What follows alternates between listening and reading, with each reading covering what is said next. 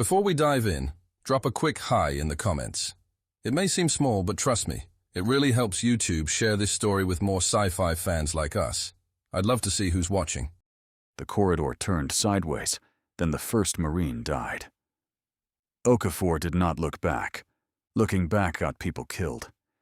He moved through the dark on sound alone, rifle tucked tight, boots locking and releasing against the shifting floor as gravity rolled again.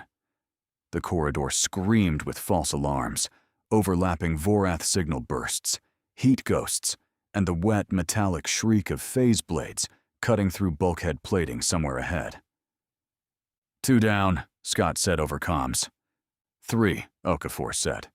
A pause, then Scott understood. Karen? Gone. No one said anything after that. The world became breath, vibration, and distance. Okafor dropped to one knee before the first Vorath shape came through the smoke. He did not see it. None of them were using visual feed. That was the point. Sight lied under Vorath interference. Sight panicked. Sight gave the enemy something to corrupt. The alien's left foot hit the deck a fraction heavier than the right. Okafor fired twice. The first round struck armor. The second found the joint under the throat. The Vorath folded. Another came over it. Scott caught that one with a shock line and dragged it into the wall hard enough to break its neck assembly. Then something moved above him, too quiet for anything that size, and Scott's marker flashed yellow, then red. He hit the deck without a sound.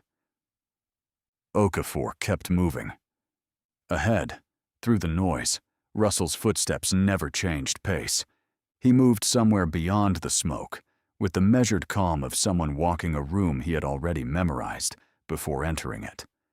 A phase whip cracked once in the dark. Metal sparked. A Vorath soldier made a short, broken sound and went down. Okafor shifted right. A blade passed through the space where his neck had been.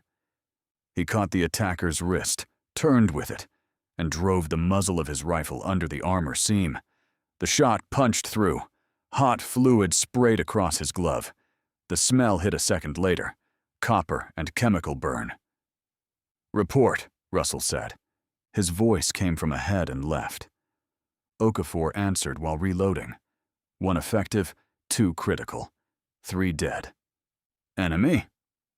Close. The corridor opened. Not a door. The whole right wall separated into black segments and became a kill chamber. Vorath soldiers waited inside, 7 of them, motionless until the geometry finished shifting. Then they came at once. Okafor fired into the first 2 and ran dry. Russell stepped out of the smoke between him and the charge. He wore no helmet, no visual rig, only the dark glasses and the same UED Marine combat armor as the rest of Ghost Unit. He held a training blade in one hand and a dead Vorath rifle in the other. The first enemy swung high. Russell turned before the strike began. The blade passed his shoulder by less than an inch. His own knife went under the arm, found the soft gap, and opened it. He used the falling body as cover, fired the captured rifle once, then threw it into the second attacker's face hard enough to stagger it. Okafor took the opening. He hit low, drove his shoulder into the Vorath's knee, and brought it down. Russell finished it before the thing even hit the floor. 3 more entered through the left. The sound changed. Okafor heard it before he understood it. A low harmonic pulse under the alarms. Vorath command frequency. Neural synchronization. The remaining enemies began moving as one. Russell stopped, the way a man stops to listen to rain before deciding where it will flood. Center node, he said. Okafor scanned the dark by sound. Nothing. Too much interference. Too much movement. Then he smelled it.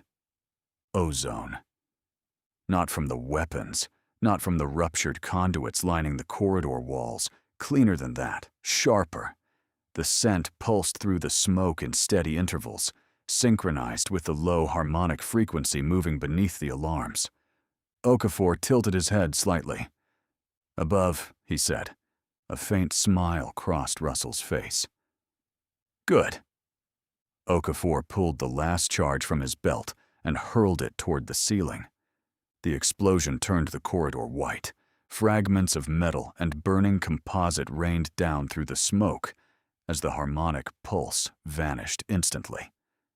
Somewhere above them, the hidden synchronization node died, and with it, the perfect coordination that had been driving the Vorath assault. For the first time since the engagement began, the enemy movements fell out of rhythm. Ghost Unit moved immediately. Okafor drove forward through the smoke before the Vorath could recover, firing into the nearest silhouette at close range while Russell advanced beside him. The corridor collapsed into brutal close-quarters violence. Fragmented movement, overlapping gunfire, blades striking armor hard enough to throw sparks across the dark. The Vorath were still faster than most species, still stronger, but the synchronization advantage was gone, and humans had spent 5 years learning how to fight them without ever relying on sight in the first place. The final Vorath reached Okafor from behind. He sensed the movement too late. The blade drove through his side beneath the armor plating. His suit screamed warnings into his ear. He ignored them and stayed on his feet long enough for Russell to close the distance. Russell caught the attacker by the throat assembly, leaned close enough that the enemy's sensor should have read his breath, and drove the knife upward. The Vorath collapsed against him, then slid slowly to the floor. Silence hit the corridor all at once. Okafor stood in the ruined corridor, breathing hard, one hand pressed to the wound in his side. Around him, bodies lay across the deck. Human. Vorath. Broken shapes in emergency light. Russell stood at the center of it all, blade low, head tilted slightly, as if listening for one more mistake. None came. The room lights returned. The battlefield dissolved. Walls became smooth, black surfaces again. Training complete. For a few seconds, nobody moved. The sharp chemical smell of burned composite still lingered in the air, while the chamber ventilation systems slowly began pulling the remaining smoke upward into narrow extraction vents hidden in the ceiling. Across the floor, bodies that had been corpses moments earlier pushed themselves upright with exhausted irritation rather than panic. Karen pulled off his helmet first, swearing under his breath as he checked the impact scoring across his chest plate. 3 seconds, Karen said from somewhere near the wall.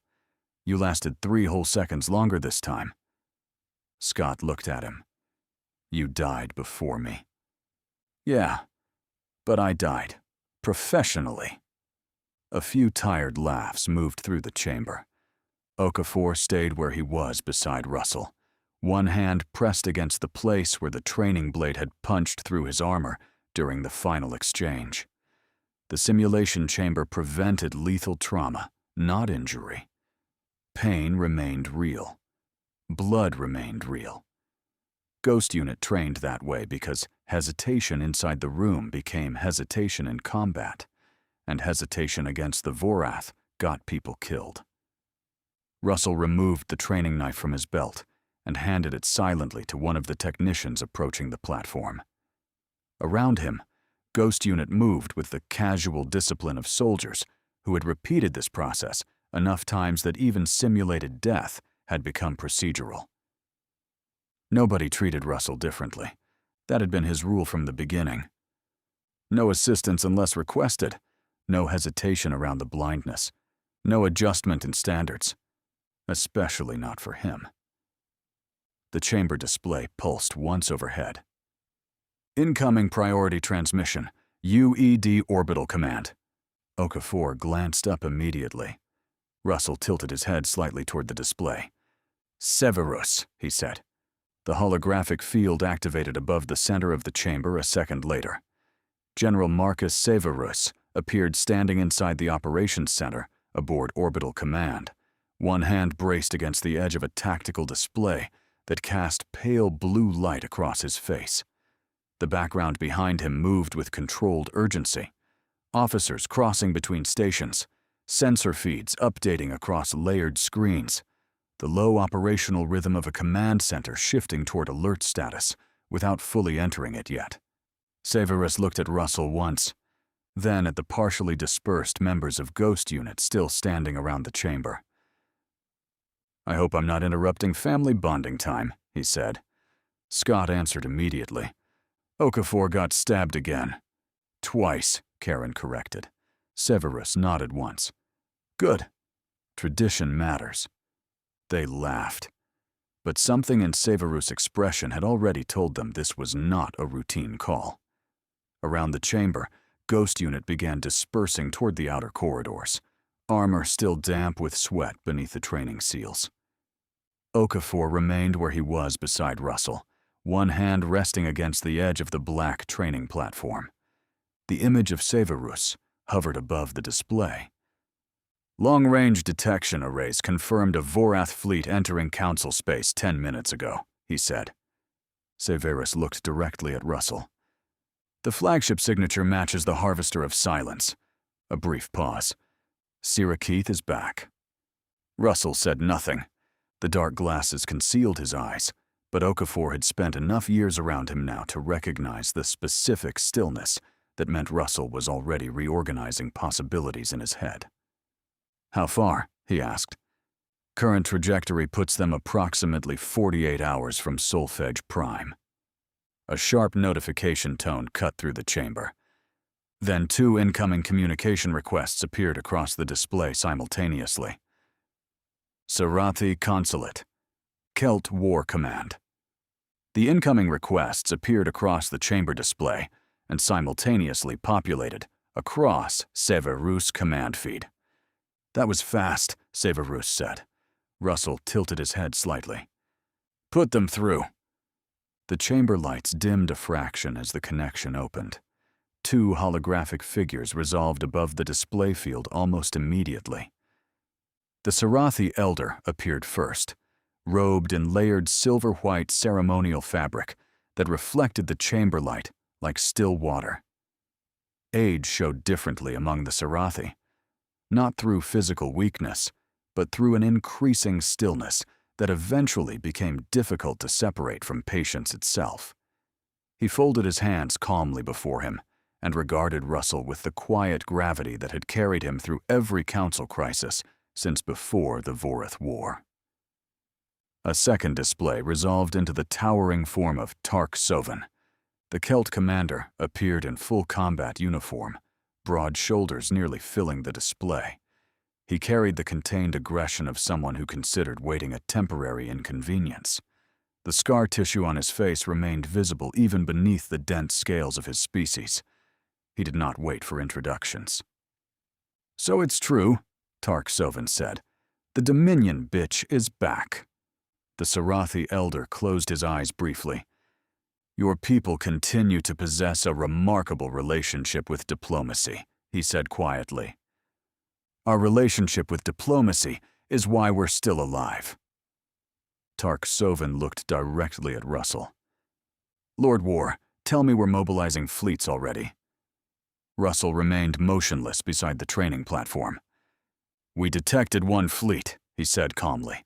"Not an invasion force." Tark Sovan made a low sound of irritation. "She doesn't cross galaxies for conversation." "No," Russell said. "She doesn't." The Sarathi Elder studied him for a moment before speaking. "Do you believe war is imminent?" The room quieted slightly after the question. Not because of fear, because the Sarathi Elder was not prone to dramatic questions. He did not ask things for emotional effect. If he asked, it was because he believed the answer mattered. Russell considered for a second before answering. "I think Sirakeith never moves without already understanding the second and third consequence of arriving anywhere." His voice remained even. "Whether this becomes war depends on what she believes she gains by avoiding one." Tark Sovan folded his arms. "That sounds dangerously close to uncertainty." "It's called accuracy," Severus replied, before Russell could answer. If she wanted immediate conflict, the fleet composition would look different. Tark Soven shifted his attention towards Severus' hologram. And if this is positioning before escalation, then we'll know soon enough. The Celt commander seemed almost pleased by the answer. The Sarathi elder looked back toward Russell. You knew this day would come, Lord War. Not accusation, observation. Russell's expression did not change. Yes, Tark Soven gave a sharp nod. Good, because half the council spent the last 5 years pretending the Vorath problem ended at Solfege Prime. He leaned slightly forward. Lord War, if she forces this galaxy into another conflict, hesitation will kill more worlds than aggression will. The Sarathi elder spoke without raising his voice. And fear will kill more worlds than patience. Tark Soven turned toward him immediately. Patience did not stop Varakun. No, the elder replied calmly, but neither would panic have done so. Silence stretched briefly between them. Then Russell spoke. We are not making decisions tonight. That ended the argument instantly. He turned slightly toward Severus' hologram. Double long-range reconnaissance coverage. I want movement projections updated every hour. Severus nodded once. Already happening. The Sarathi elder lowered his head slightly in acknowledgement. Then we wait. Tark Soven looked dissatisfied by the concept, but accepted it with visible effort. For now, he said. The request arrived 19 hours after the first fleet detection. Not through military channels. Not forced through council systems the way Syracuth had done 5 years earlier. This time, the transmission entered through formal diplomatic routing protocols that had not been used by the Vorath Dominion once during the entire war. The operations officer at Solfege Prime checked the authentication sequence twice before forwarding it to the council chamber. Then a third time, because the request carried a designation no Vorath transmission had ever carried before. Supreme Dominion Authority. The chamber was already assembled when the notification appeared across the central display. 34 species arranged beneath the high curved ceiling of the council hall, while tactical projections rotated silently above the recessed command pit at the chamber's center.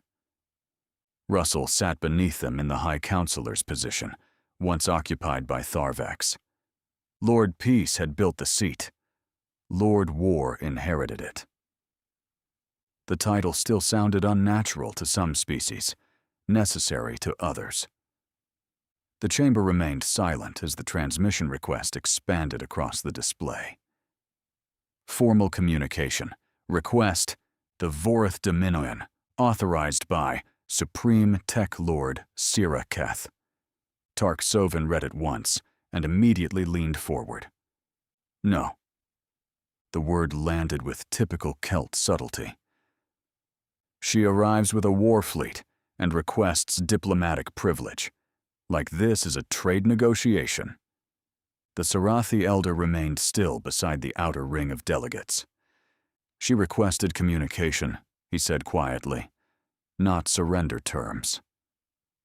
She requested orbital approach vectors 24 hours after entering Aurelis Galaxy space, Tark Soven replied.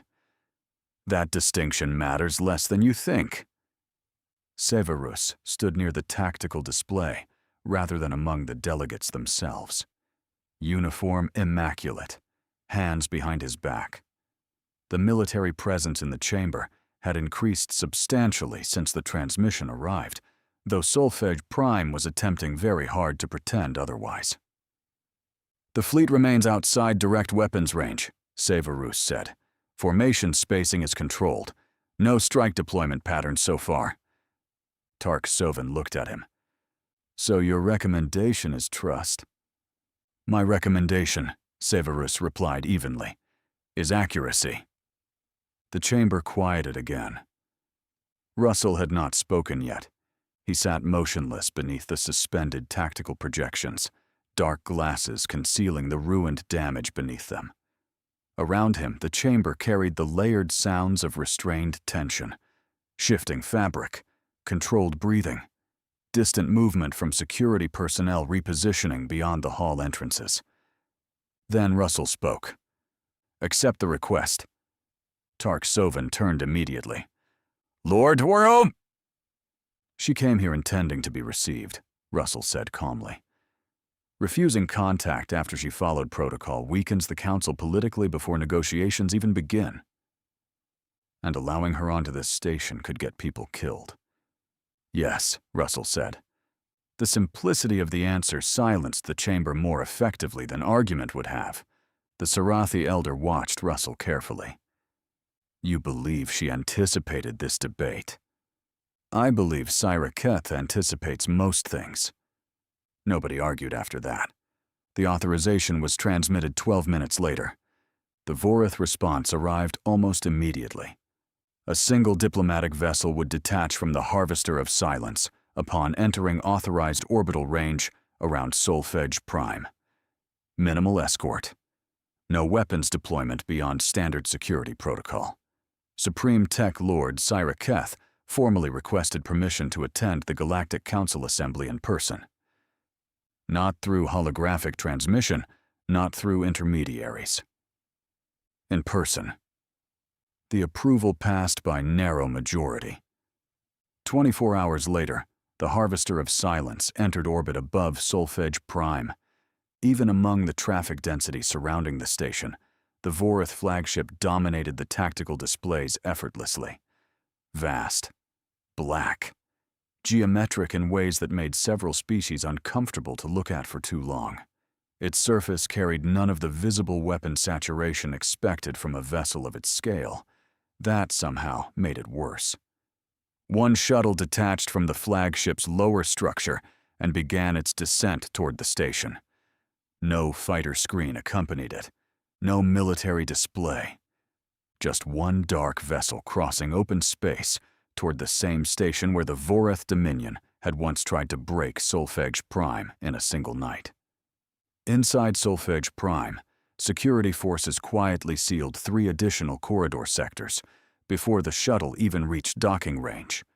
Ghost unit deployed across the diplomatic ring without formal announcement. Marine detachments repositioned behind ceremonial security lines, designed to appear less militarized than they actually were. The station looked calm. Every soldier aboard knew it wasn't. The double doors of the council chamber slid open. 4 Solfege Prime security officers entered first, their formation tight and disciplined as they crossed the outer threshold and took position along the central approach corridor. None of them looked comfortable with the assignment. Every species in the chamber understood what the last Vorath arrival to this station had cost. Then Syra Keth entered alone. Conversation across the chamber faded gradually, rather than all at once, fragments of discussion disappearing in uneven layers as attention shifted toward the doorway. The council hall had hosted warlords, admirals, monarchs, and species old enough to remember the founding of interstellar civilization itself. None of them entered rooms casually. Syra Keth somehow made all of them seem aware of their own movement by comparison. She crossed the chamber floor with measured calm, neither hurried nor theatrical, her posture carrying the complete certainty of someone who expected the space around her to remain under control, because it usually did. The Vorath were not considered beautiful by most known species. Their features were too sharpened by engineered evolution, too visibly shaped by a civilization that valued precision over comfort. Yet Syra Keth carried those same traits, with a refinement that altered the effect entirely. Her skin held a pale blue tone beneath the chamber lighting, smooth almost to the point of appearing artificial. Dark ceremonial attire flowed around her in layered panels woven with faint metallic threading that shifted subtly when she moved, as though something beneath the fabric remained active and responsive. Thin arcs of black metal curved back through pale silver hair, forming something between a crown and a neural interface, without fully resembling either. Nothing about her appearance looked ornamental. Everything looked designed. Different species interpreted the effect differently. Some saw elegance, others saw authority refined into physical form. Several simply found themselves paying closer attention than they intended to. Russell noticed something else. The air changed slightly as she entered the chamber. Most species would never have detected it consciously. The shift was too subtle beneath the ventilation currents moving through the hall. Russell identified it immediately anyway. Blindness had forced him to sharpen every remaining sense after the war, but that alone would not have been enough. Over the last 5 years, he had studied Vorath physiology extensively: respiratory systems, hormonal response, pheromonal communication patterns. Sira Keith's species released chemical signals almost constantly beneath normal speech and movement. Most civilizations never noticed them. Russell did. A controlled pheromonal release moved through the chamber air now, carefully calibrated beneath direct recognition thresholds, designed not to dominate emotion, but to soften resistance around the edges. Sira Keith's gaze settled on him almost immediately. Russell remained seated beneath the suspended tactical displays, dark glasses concealing the damage beneath them, while the rest of the chamber reacted to her arrival in small, involuntary ways. Shifting posture, interrupted breath, attention pulling toward her whether intended or not. Russell did not move at all. That seemed to interest her more than if he had. The 4-station security officer stopped several meters behind her as she reached the center speaking circle. The chamber doors sealed quietly at her back. For a moment nobody spoke. Then Sira Keith inclined her head slightly toward the assembled council. "My thanks to the Galactic Council of the Aurelis Galaxy for granting this meeting." Her voice carried through the chamber with a melodic warmth, easing tension without ever losing control of the room. Nothing about it sounded forced. That was part of what made it dangerous. She spoke the way some species administered anesthetic, carefully measured, impossible to notice fully until the effect had already begun. "I recognize the significance of standing here again," she continued. 5 years ago, this chamber stood at the edge of collapse. Several council members shifted slightly in their seats, unsettled by the memory. The Vorath Dominion has changed since that night. The conflicts between tech lords are finished. The succession wars are over. Her gaze moved slowly across the chamber. There is now one Dominion, one command authority, one unified fleet structure. The statement settled heavily through the room. Russell listened to the silence that followed it. Sira Keith continued in the same composed tone. "My predecessors believed power existed primarily to impose submission through force. I consider that an inefficient use of civilization." Tark Sovin's expression hardened immediately, though he remained silent. "The Aurelis Galaxy and the Vorath Dominion now stand as the 2 dominant powers across neighboring galaxies," she said. "Continued hostility between structures of this scale serves no rational outcome." She let the sentence settle before continuing. "I did not come to Solfege Prime to offer surrender terms." A slight pause. "I came to propose alliance." The chamber did not remain silent after the word alliance. Murmurs spread almost immediately through the delegate tiers, different species reacting in different ways. Low tonal exchanges among the Sarathi, rapid overlapping speech from the Valor cluster, visible agitation from several smaller representatives positioned near the outer rings. Even the chamber lighting seemed sharper somehow against the sudden movement of 34 civilizations, recalculating the meaning of what they had just heard. Tark Sovin broke first. The Celt commander leaned forward in his position, heavy hands resting against the edge of the council platform, as though physical restraint was the only reason he remained seated. "You arrive in this galaxy with a war fleet," he said, his voice carrying easily through the chamber.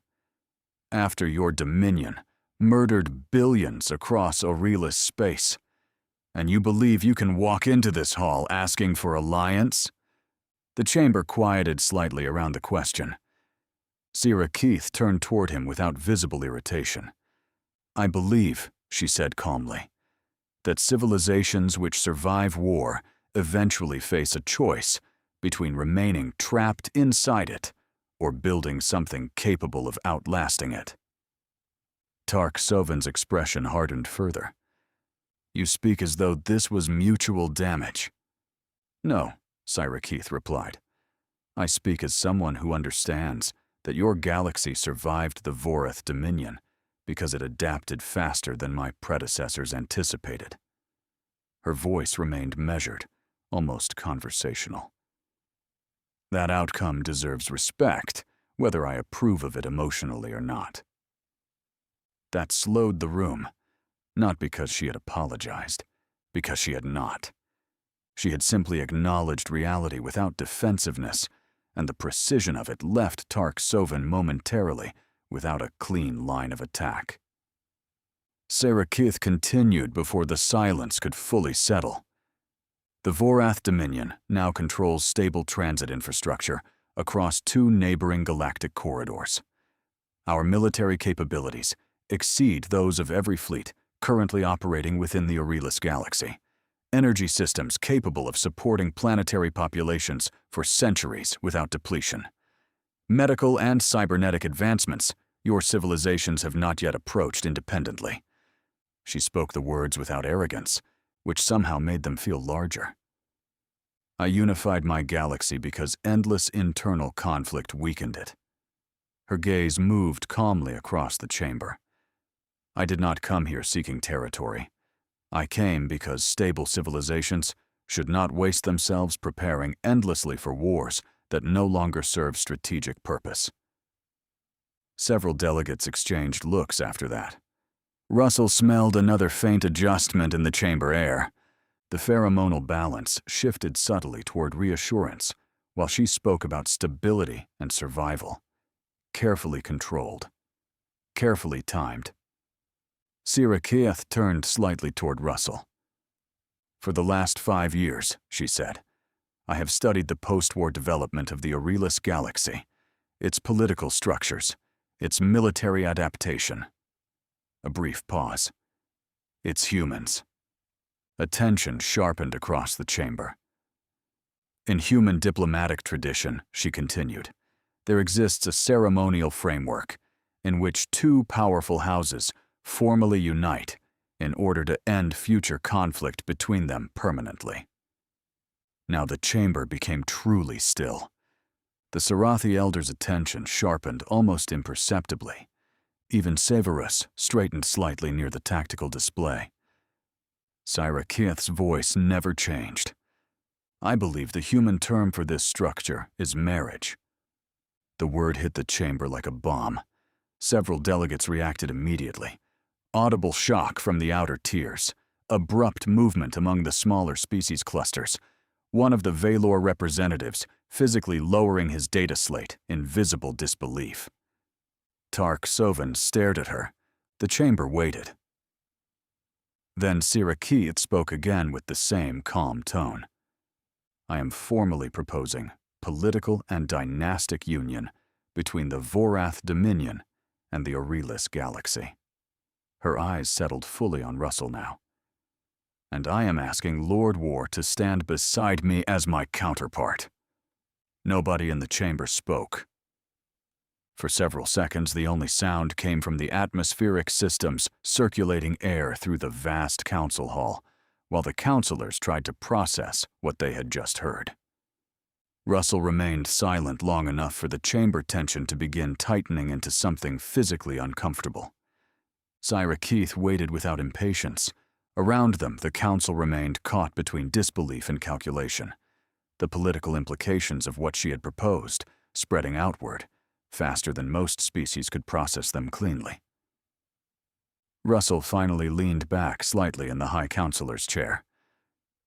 You crossed 2 galaxies, he said calmly, to propose marriage. A few uneasy reactions moved through the chamber at the bluntness of hearing the word repeated aloud. Sirikith did not appear disturbed by it. "I crossed 2 galaxies," she replied, "to prevent future conflict between powers that have already proven capable of destroying each other." Russell's expression did not change. "Ambitious," he said. Something faintly resembling amusement touched the corners of her mouth. "Yes." The chamber watched them carefully now, no longer listening to a diplomatic exchange, so much as observing 2 strategists testing each other in real time. Sirikith's gaze lowered briefly toward the dark glasses covering Russell's eyes. "I expected," she said softly, "that human cybernetic medicine would have restored your vision by now." The room shifted slightly at the statement. Not because of cruelty, because everyone present understood exactly what she was referencing, without her needing to say it directly. Varakun's interrogation chambers, the retinal implants, the torture. Russell answered with the same calm he had used throughout the meeting. The damage extended beyond the implants themselves. He lifted one hand briefly toward the glasses, before letting it rest again against the chair arm. The orbital trauma destroyed too much of the visual nerve structure. Replacement systems were attempted. None of them worked. No self-pity, no anger. Just fact. The blindness is permanent. A quieter stillness settled over the chamber after that. Sirikith regarded him for a moment longer. "And the glasses?" Russell gave the faintest shrug. "Protection, mostly." A slight pause. "The remaining damage underneath tends to make people uncomfortable." Several species in the chamber shifted subtly at the dry understatement. For the first time since entering the chamber, Sirikith's expression changed in a way small enough that only someone studying her carefully would have noticed. Not pity, something closer to recognition. Then Russell spoke again. "You studied human customs carefully enough to identify marriage as political unification." His tone remained even. "You should also understand that humans generally expect courtship before proposals." "I was informed humans appreciated directness," she said. "Is that a refusal?" "No," Russell said calmly. "That's caution." Something close to genuine interest crossed Sirikith's expression. "Caution is rational," she said, "particularly between civilizations that have already survived one another." The chamber remained completely silent around them now. Earlier tension had carried confusion and shock. This silence felt different, focused. They were watching a conversation that no longer sounded entirely diplomatic, and not entirely personal either. Sirikith turned slightly, addressing the wider council again, without fully removing her attention from Russell. "I am not requesting immediate acceptance," she said. "The Vorath Dominion is prepared to begin formal negotiations regarding intergalactic alliance, military stabilization agreements, trade integration, and shared technological development between our governments." Several delegates shifted visibly at that. The Valor representatives began exchanging rapid, low-voiced calculations through their implants almost immediately. One of the smaller Outer Rim species leaned toward another delegate with poorly concealed urgency after the words, "technological development," reached the translator systems. Tark Sovan watched all of it with growing irritation. "You speak about alliance," he said sharply, "while your fleet sits armed above this station." Sirikith looked toward him, her voice soothing. "Would your government have trusted me enough to arrive undefended?" Tark Sovan opened his mouth. Nothing came out immediately. Not because he lacked an answer. Because the obvious answer weakened his own position no matter how he framed it. Sirikith continued before the silence became hostile. "The Harvester of Silence remains outside direct tactical engagement range. My escort fleet has complied with every orbital restriction established by Solfega Prime Command Authority." Her gaze shifted briefly toward Severus. "Your military officers have already confirmed this." Severus didn't like being used as validation for her argument. "That does not make me comfortable," he said. "No," Sirikith replied. "It makes you disciplined, A faint murmur passed through parts of the chamber again. Russell listened to the room carefully. The pheromonal profile had shifted once more during the exchange, not stronger, more selective. Syracuse adjusted it almost conversationally, easing tension after confrontation, reinforcing calm whenever discussion risked hardening into outright hostility. The Sarathi elder folded his hands slowly before speaking. 5 years ago, this chamber feared destruction, he said quietly. Now it is being asked to consider union with the civilization that nearly caused it. His calm gaze moved across the delegates gathered around him. Perhaps the more dangerous question is whether war has truly ended or merely changed shape. Nobody answered him immediately, because nobody in the room was entirely certain. Syracuse inclined her head slightly toward the elder in acknowledgement. A reasonable concern, she said. Tark Sovan made a low sound that suggested he considered the entire conversation one extended strategic mistake. Russell finally rose from the High Counselor's chair. The movement drew the chamber's attention back toward him immediately. He stood with the same controlled stillness that had carried him through war councils, invasion alerts, and the collapse of governments. Blindness had changed many things about him over the last 5 years. Authority was not one of them. The council will review the proposal, he said calmly.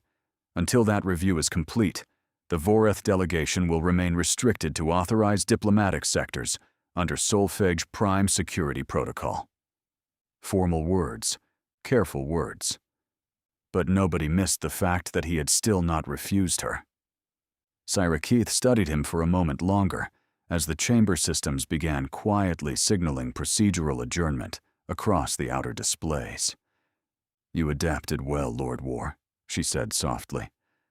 Her gaze lowered briefly toward the dark glasses. Better than most species would have. Russell's expression did not change. We didn't have much choice, he replied. For the first time since arriving at Solfege Prime, Syracuse smiled openly.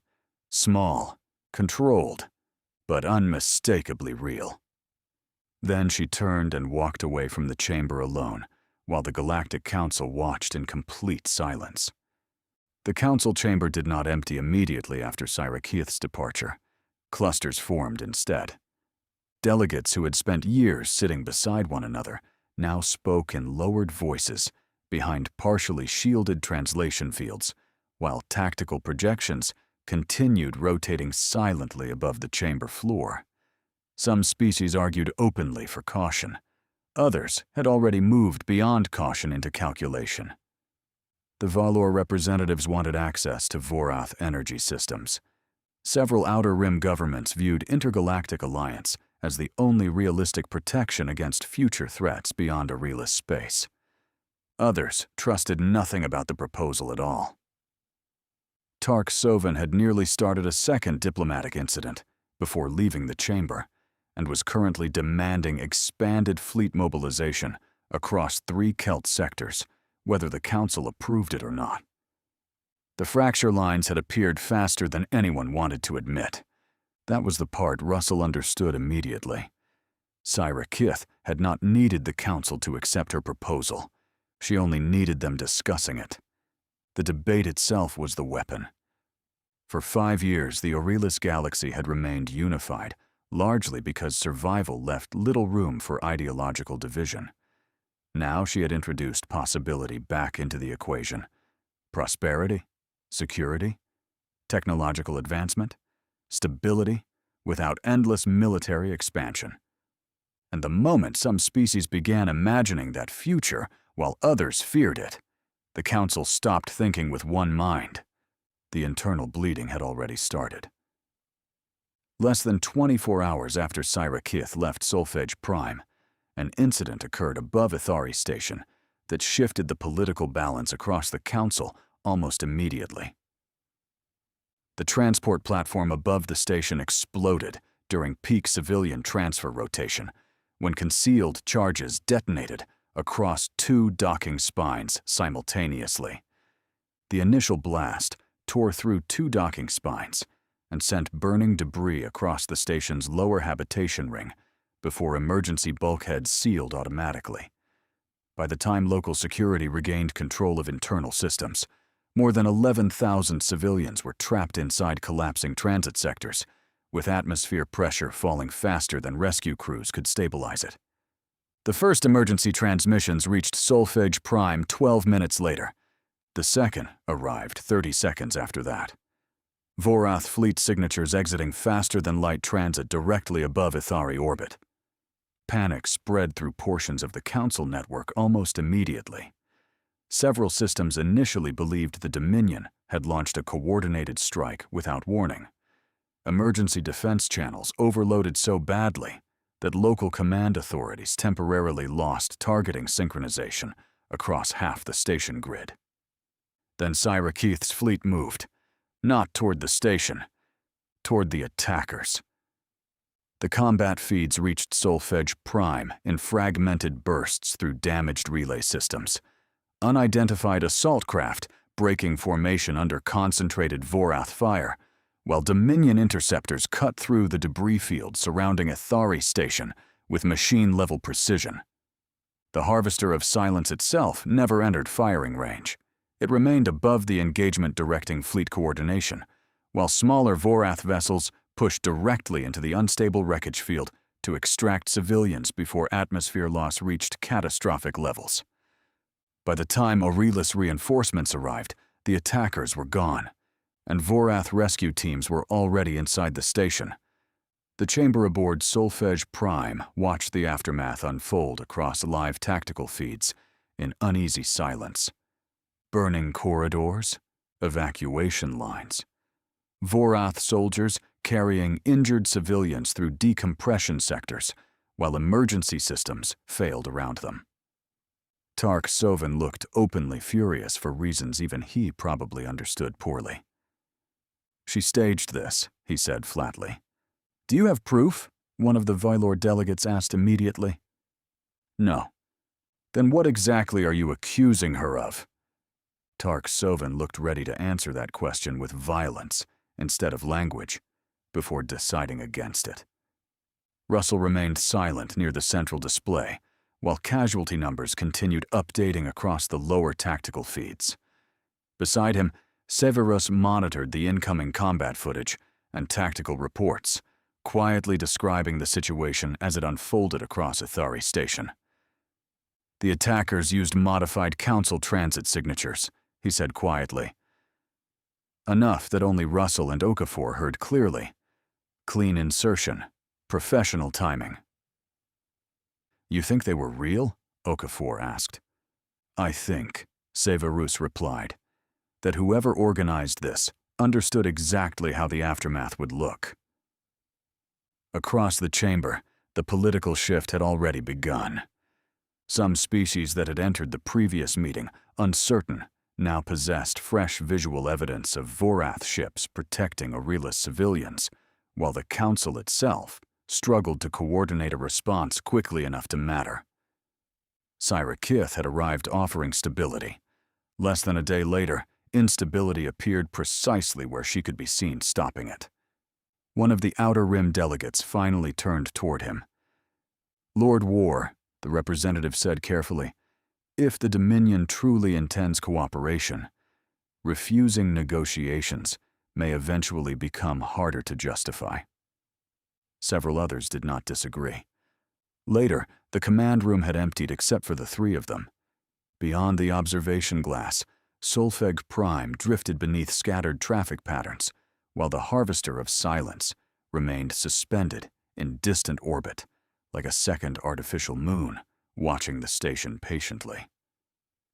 Severus stood near the tactical display with a data slate in one hand, while Okafor leaned against the edge of the operations table, reviewing deployment requests from Ghost Unit's internal network. Russell remained near the glass, listening. And the station carried a different sound now than it had 48 hours earlier. More security movement through the diplomatic sectors. More ships repositioning around orbital checkpoints. More controlled urgency buried beneath official calm. Severus looked up from the slate eventually. "So," he said with quiet amusement, "are you going to become a married man?" Okafor almost laughed despite himself. Russell's expression remained perfectly neutral beneath the dark glasses. "At my age," he replied. "That sounds exhausting." Severus shook his head once. "The entire Aurelis Galaxy nearly stopped breathing, and that's your answer." "I lost the energy for dramatic relationships sometime around my third war." That got an actual laugh out of Okafor. Even Severus looked briefly satisfied with himself before the humor faded naturally back out of the room. Russell turned away from the glass. "She already knows the answer," he said calmly. Neither Severus nor Okafor disagreed. "She didn't come here expecting acceptance," Russell continued. "She came here to establish political division before the refusal happened." Okafor folded his arms. "And after the refusal?" Russell's voice remained steady. "She escalates." The simplicity of the statement settled heavily into the room. Severus placed the data slate onto the tactical table. "I'm ready." Russell tilted his head slightly toward him. Severus activated the display.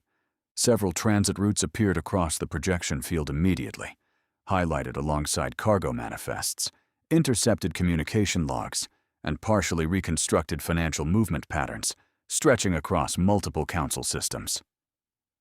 "We started tracing the modified signatures used during the Athari attack," Severus said. "The network doesn't originate inside the Dominion." Okafor studied the projections. "Aurelis space." Severus nodded once. "Smuggling routes, black market military exchanges, quiet infrastructure placements spread across multiple systems over the last 3 years. His jaw tightened slightly.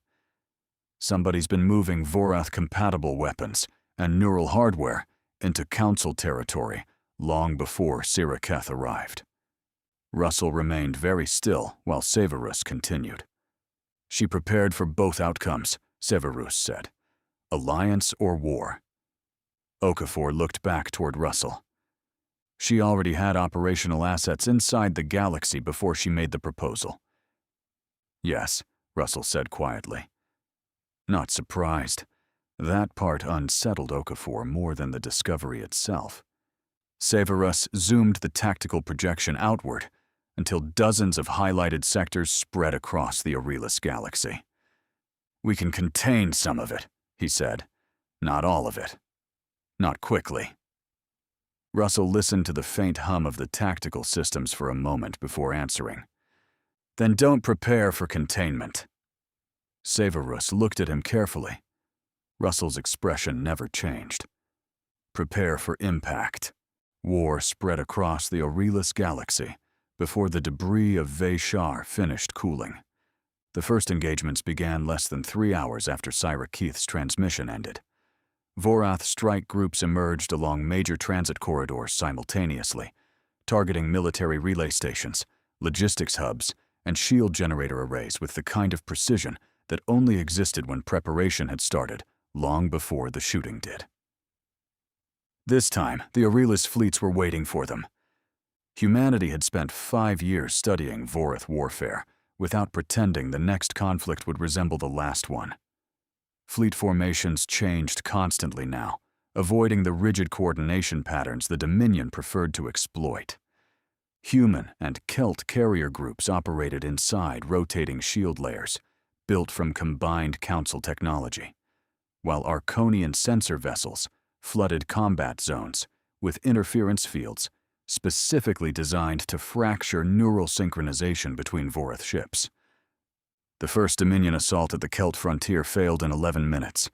The second destroyed 2 Council fleets anyway. The war became that kind of mathematics almost immediately. Victory no longer meant surviving intact. It meant surviving slightly longer than the other side. Severus commanded from orbital command, above Solfeju Prime, with the same cold precision that had carried humanity through the previous war, though the scale now dwarfed anything the Aurelis Galaxy had faced before. Entire sectors moved across the tactical displays beneath his hands, while casualty projections updated faster than exhausted tactical officers could fully process them. "Shift 3rd Fleet 6 degrees starboard," he ordered without raising his voice. "If the Dominion Center commits there, collapse the corridor behind them and burn the transit lane." A younger officer nodded and transmitted the order. Across the projection field, hundreds of ships died over the next 4 minutes. The Dominion losses were heavier. The line held. Humanity's new weapons changed the war in ways the Vorath had not fully anticipated. Iraq Gore alloy plating spread visual distortion across battlefield ranges, turning human strike formations into overlapping phantom signatures that forced Dominion targeting systems to split fire across false vectors. Neural feedback mines detonated directly against Vorath synchronization frequencies, overloading linked command structures hard enough to leave entire Dominion squadrons suddenly fighting as disconnected individuals. And the ghost units made the fear worse. Not just one unit anymore. 7-man blind combat teams deployed across boarding actions throughout the war, moving through darkened ships without visual systems, while Vorath troops discovered too late that human soldiers no longer relied on the senses Dominion interference knew how to corrupt. Stories spread quickly after that. Marines fighting through smoke-filled corridors where targeting systems failed. Vorath command nodes going dark moments before human boarding teams appeared inside sealed sectors. Ships captured from the inside by soldiers moving through darkness as though they belonged there. The Dominion adapted. By the 6th day of the war, gravitational strikes against civilian worlds were forcing human fleets to split their defenses across multiple fronts at once. 3 Council planets burned during coordinated orbital attacks, while Dominion assault groups pressed deeper into Aurelis space, faster than reinforcement fleets could stabilize the collapsing lines. Civilian casualties climbed into the billions again as military command structures were forced into impossible decisions: defend the population centers or hold the warfront. The Harvester of Silence moved continuously between combat zones without fully committing to any single engagement, directing fleet coordination while staying beyond every serious assassination attempt launched against it. Then Russell changed the strategy. The command room aboard Orbital Command had gone nearly silent from exhaustion by the time he entered. Severus looked up from the tactical display immediately. "No." Russell stopped beside the projection table. "You don't even know what I was going to say." "I know you." Okafor remained near the chamber entrance with the other 6 members of Ghost Unit, standing behind him in full combat armor. No helmets. No visual rigs. Training had become doctrine. Severus looked from them back to Russell. "You're thinking about boarding the single most defended ship in the Dominion. I'm thinking of ending the war." Severus stared at him for several seconds. Outside the command glass, damaged Aurelis fleet groups drifted through emergency repair formations above Solfege Prime, while fresh casualty reports continued scrolling silently across the lower tactical displays. "She'll expect you," Severus said finally. "Yes. And if this is exactly what she wants..." Russell's expression never changed. "Then she's getting exactly what she asked for." That answer bothered Severus because it sounded exactly like the kind of calculation Syra Keith herself would make. Okafor stepped forward slightly. "Ghost Unit 1 can get inside," he said. "The new distortion plating masks approach vectors too well for standard Dominion scans to track cleanly." Severus looked at him. "You're talking about boarding the Harvester of Silence during an active fleet engagement." "Yes." "Casualty projections?" Okafor was quiet for half a second. "Hi." Russell rested one hand lightly against the edge of the tactical table. "She built this war around centralized control," he said calmly. The Dominion still depends on her to hold operational cohesion together. Remove Sira Keth and the fleet structure fractures. Severus already knew that. That's why he hated the plan so much. Russell turned slightly toward him. "You handle the fleets," he said quietly. "I'll handle her." For a long moment, Severus said nothing at all. Then he looked toward the tactical projection spreading across the Aurelis Galaxy and understood exactly how many more worlds would die if they failed to end this quickly. When he finally spoke, his voice sounded older than it had 7 days earlier. "You'd better kill her, then." The assault began 9 hours later, inside the largest fleet engagement of the war. Severus built the battle around distraction on a scale measured in burning capital ships. 3 Aurelis fleets emerged simultaneously along the outer edge of the Carthan expanse, while Dominion forces repositioned to intercept them across overlapping gravitational corridors, already destabilized by 6 straight days of continuous combat. Human carriers pushed directly into the center of the engagement, instead of maintaining standard defensive spacing, releasing entire waves of distortion-plated strike craft that fractured into dozens of false signatures across Dominion tactical systems. The Harvester of Silence moved to coordinate the response almost immediately, exactly where Severus wanted it. "Collapse the center corridor now," he ordered. Across the tactical display, Kelt battle groups drove forward into impossible firing angles, while Arconian sensor ships detonated synchronized interference bursts directly through the Dominion command lattice. The battlefield dissolved into overlapping signal ghosts and shattered targeting coherence. Then the human dreadnought Hellstorm broke apart under concentrated gravitational fire. The explosion tore through the center engagement zone hard enough to blind half the battlefield sensors surrounding it. Inside that expanding debris field, a ship no larger than a transport shuttle disappeared completely. Ghost Unit crossed the remaining distance to the Harvester of Silence under total electronic blackout. No running lights, no active scans, no communications. Only inertial drift through burning wreckage while the war consumed itself around them. Okafor sat opposite Russell inside the dark troop compartment, while the other 6 Marines remained locked into restraint frames along the bulkhead walls. Nobody spoke much anymore, not because of fear, because they had already spent the last 7 hours saying the things that mattered. Weapons checks finished silently. Combat blades secured. Mag lock harnesses armed. Pulse rifles calibrated for close quarters breach work. Russell sat perfectly still beneath the dim red emergency lighting, with the dark glasses reflecting almost nothing back at the compartment around him. The shuttle rocked once as nearby weapons fire rolled through the debris field outside.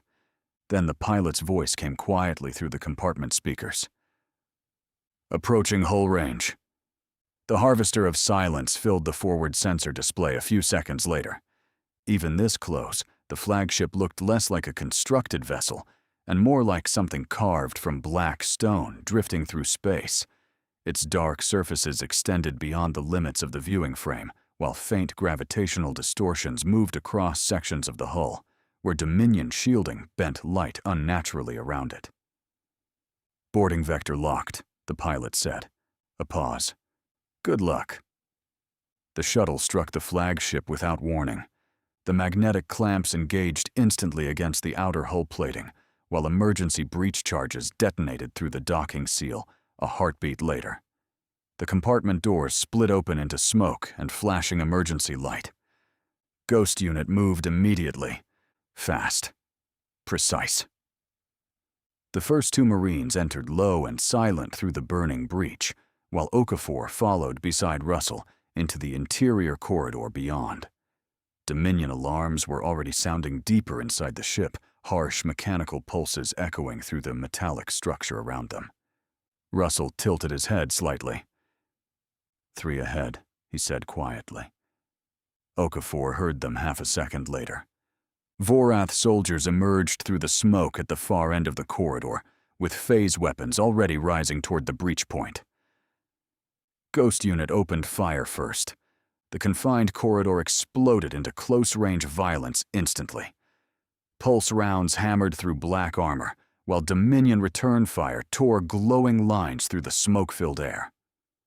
One Marine went down almost immediately, thrown backward against the corridor wall, hard enough to crack armor plating beneath the impact. The others kept moving. A Vorath soldier charged through the gunfire with a neural whip snapping forward toward Russell's throat. Russell turned before the strike fully extended. The whip cracked through empty air where his neck had been a fraction earlier. He caught the weapon arm against his shoulder, stepped inside the Vorath's reach, and drove a combat knife upward, beneath the jaw, plating hard enough to sever the neural spine interface beneath it. The soldier collapsed without a sound. "Left corridor!" Okafor shouted. More Vorath troops were converging already. The Harvester of Silence was responding faster than any previous boarding target they had faced. Bulkhead sections were sealing dynamically throughout the ship, while synchronized troop movements repositioned toward the breach sectors with machine-level efficiency. "She knows we're here," one Marine said through comms. Russell listened to the movement patterns echoing through the ship around them. "No," he said calmly. "She knows I'm here." That changed the silence afterward. Ghost Unit pushed deeper into the flagship, while the war outside continued tearing entire fleets apart, beyond the hull around them. Emergency lighting strobed red across the corridors, while Dominion security formations collapsed inward toward the central command sectors exactly where Russell expected them to. The deeper they moved, the heavier the resistance became. 2 more Marines died before they reached the inner transit spine. One disappeared beneath concentrated phase fire during a corridor crossing that lasted less than 4 seconds. Another stayed behind, manually sealing a blast door long enough for the others to escape a containment lockdown designed to vent the entire sector into open space. The team kept moving because stopping would have killed the rest of them too. The names stayed with them anyway. Russell led the final approach himself. By sound, by airflow, by the faint chemical traces drifting through the flagship's ventilation systems, beneath the smell of smoke and weapons discharge.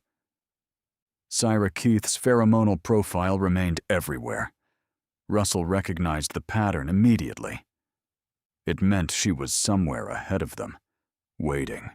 The assault began 9 hours later, inside the largest fleet engagement of the war. Severus built the battle around distraction on a scale measured in burning capital ships. 3 Aurelis fleets emerged simultaneously along the outer edge of the Carthan expanse, while Dominion forces repositioned to intercept them across overlapping gravitational corridors, already destabilized by 6 straight days of continuous combat. Human carriers pushed directly into the center of the engagement instead of maintaining standard defensive spacing, releasing entire waves of distortion-plated strike craft that fractured into dozens of false signatures across Dominion tactical systems. The Harvester of Silence moved to coordinate the response almost immediately, exactly where Severus wanted it. "Collapse the center corridor now," he ordered. Across the tactical display, Kelt battle groups drove forward into impossible firing angles, while Arconian sensor ships detonated synchronized interference bursts directly through the Dominion command lattice. The battlefield dissolved into overlapping signal ghosts and shattered targeting coherence. Then the human dreadnought Hellstorm broke apart under concentrated gravitational fire. The explosion tore through the center engagement zone, hard enough to blind half the battlefield sensors surrounding it. Inside that expanding debris field, a ship no larger than a transport shuttle disappeared completely. Ghost Unit crossed the remaining distance to the Harvester of Silence under total electronic blackout. No running lights, no active scans, no communications. Only inertial drift through burning wreckage while the war consumed itself around them. Okafor sat opposite Russell inside the dark troop compartment, while the other 6 Marines remained locked into restraint frames along the bulkhead walls. Nobody spoke much anymore, not because of fear, because they had already spent the last 7 hours saying the things that mattered. Weapons checks finished silently, combat blades secured, mag lock harnesses armed, pulse rifles calibrated for close quarters breach work. Russell sat perfectly still beneath the dim red emergency lighting, with the dark glasses reflecting almost nothing back at the compartment around him. The shuttle rocked once as nearby weapons fire rolled through the debris field outside. Then the pilot's voice came quietly through the compartment speakers. "Approaching hull range." The harvester of silence filled the forward sensor display a few seconds later. Even this close, the flagship looked less like a constructed vessel and more like something carved from black stone, drifting through space. Its dark surfaces extended beyond the limits of the viewing frame, while faint gravitational distortions moved across sections of the hull, where Dominion shielding bent light unnaturally around it. "Boarding vector locked," the pilot said. A pause. "Good luck." The shuttle struck the flagship without warning. The magnetic clamps engaged instantly against the outer hull plating, while emergency breach charges detonated through the docking seal a heartbeat later. The compartment doors split open into smoke and flashing emergency light. Ghost unit moved immediately. Fast. Precise. The first 2 Marines entered low and silent through the burning breach, while Okafor followed beside Russell into the interior corridor beyond. Dominion alarms were already sounding deeper inside the ship, harsh mechanical pulses echoing through the metallic structure around them. Russell tilted his head slightly. 3 ahead, he said quietly. Okafor heard them half a second later.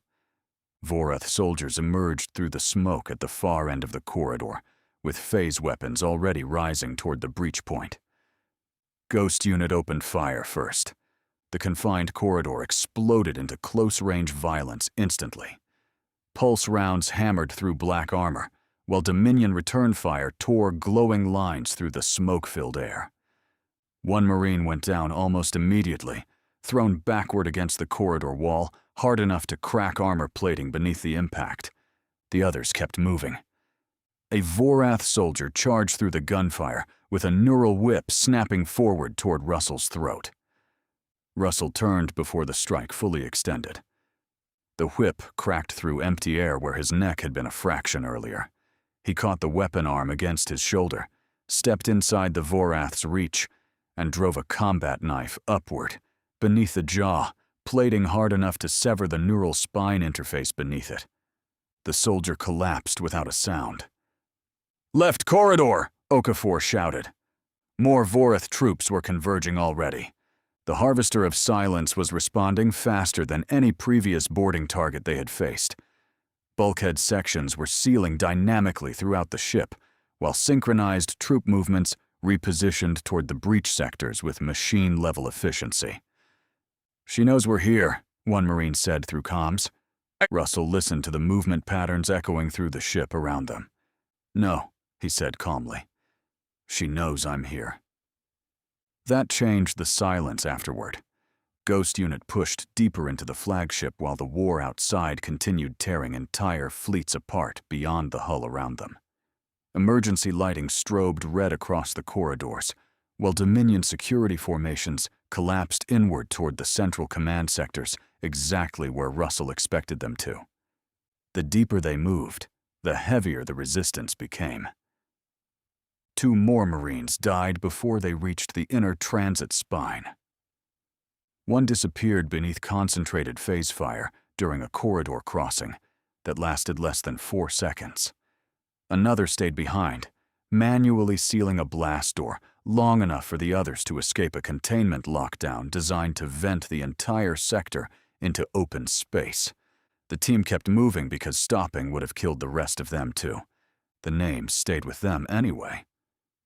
Russell led the final approach himself, by sound, by airflow.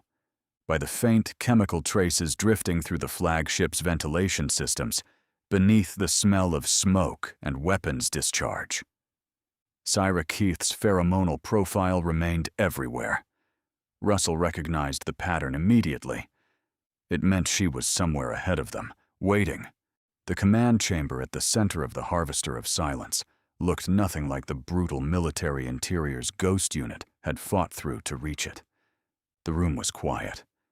Dark metallic walls curved upward into a vaulted structure, lined with flowing streams of pale data light, moving beneath the surface like slow currents beneath black water. Tactical projections rotated silently across the far end of the chamber, while the distant vibrations of fleet combat pulsed faintly through the deck beneath their boots. Syra Keith stood alone at the center platform waiting for them. No guards, no visible weapons, only the same impossible composure she had carried into the council chamber at Solfege Prime. The surviving members of Ghost Unit spread instinctively through the room, rifles tracking every angle automatically, while Okafor moved to Russell's side. Syra Keith's gaze settled on him immediately. "You came," she said softly. Russell removed the combat knife from his belt. "You expected me to?" A faint expression crossed her face. "Yes." Around them, the ship continued trembling under distant weapons impacts as the battle outside intensified. Somewhere far beyond the chamber walls, Severus was burning fleets apart to keep this opportunity alive long enough for them to finish it. Syra Keith looked briefly toward the surviving members of Ghost Unit. "Your Marines are loyal." "You studied us closely," Russell replied. Something about that answer seemed to please her. Then her attention returned fully to him. "You understand this changes nothing if you fail here," she said quietly. "The Dominion will continue. Maybe. And if you kill me, another war eventually replaces this one." Russell's expression never changed. "Probably." The honesty of the answer lingered between them for a second. Then Russell spoke without turning his head. "Okafor." "Sir? If this goes wrong, you get the others out." Okafor's jaw tightened immediately. "Lord, that's an order." His voice remained calm. "Do not intervene unless you need to protect yourselves. Not me." Okafor looked like he wanted to argue, but the words never came. Understanding settled across his expression slowly instead. This had never truly been about fleets, or politics, or even the war itself. It had always been about the two people standing at the center of it. Syra Keith moved first, fast enough that even Ghost Unit tracked it a fraction too late. A phase blade unfolded from beneath her sleeve in a burst of pale energy as she crossed the distance between them almost instantly. Russell turned into the attack instead of away from it, catching the first strike against the reinforced guard of his combat knife, while the impact sent a violent shock through his arm hard enough to stagger him sideways. The room exploded into motion. Syra Keith fought nothing like the Vorath soldiers' Ghost Unit had spent years learning to kill. No wasted aggression, no mechanical brutality. Every movement flowed into the next with terrifying precision, forcing Russell backward across the chamber under a storm of strikes, designed less to overpower him than to dismantle him piece by piece. Russell adapted immediately, not by matching her speed, by refusing the rhythm she expected. He fought at close range while the chamber filled with the sharp metallic crack of blade impacts. Twice, Syra Keith came close enough for him to smell the controlled pheromonal output beneath the heat of combat. Even now she was regulating herself. Even now, she was managing the room. Russell drove forward suddenly, abandoning defense long enough to force her backward for the first time since the fight began. His knife caught across her side, slicing through part of the dark silver armor beneath her ribs. Syra Keith struck him through the abdomen an instant later. Okafor took a step forward automatically. "Stay back!" Russell snapped. The command stopped him cold. Russell staggered but remained standing, blood already spreading beneath the damaged combat armor, while Syra Keth watched him carefully from several meters away. For the first time since the fight started, her breathing had changed slightly. Not fear, effort. "You're dying," she said quietly. Russell wiped blood from the corner of his mouth with the back of one hand. "At my age," he answered hoarsely. "That was always the plan eventually." Something sharp and unreadable crossed her expression then. Almost anger, almost admiration. Then she attacked again. The final exchange happened too fast for anyone else in the chamber to fully follow cleanly. Russell caught the opening strike against his knife guard and failed to stop the next two cleanly. The third slammed against his forearm armor hard enough to twist him sideways. The fourth drove straight through his chest. The phase blade punched through him hard enough to drive him backward onto one knee. Okafor moved again. Russell stopped him with a single raised hand. Syra Keth stood over him, breathing harder now, pale blue skin marked by blood spreading beneath the damaged silver armor where Russell had cut her earlier. The chamber had gone nearly silent except for distant fleet impacts echoing through the hull. "You could have stood beside me," she said softly. Russell looked up toward the sound of her voice through blood loss and pain already pulling at the edges of consciousness. "No," he whispered. "You wanted us beneath you." For a moment, neither of them moved. Syra Keth looked genuinely tired, not physically. Something deeper than that. Then she deactivated the phase blade. The energy edge vanished with a low harmonic hiss. She turned away from him, not in mercy, not in contempt, simply finished.